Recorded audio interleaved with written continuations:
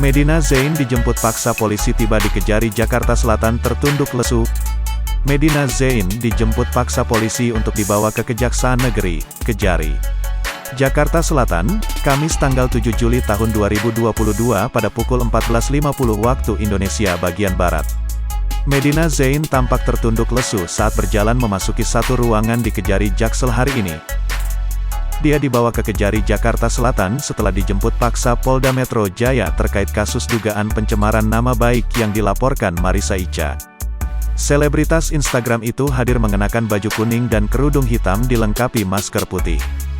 Tak banyak berbicara, wanita berhijab itu berjalan dan tak banyak melontarkan kata-kata.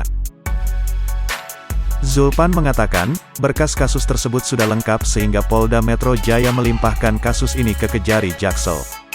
Kasus dugaan pencemaran nama baik itu bermula saat Marissa Icha menyentil Medina di media sosial terkait rekan-rekannya yang membeli tas ke Medina diduga tas tersebut KW.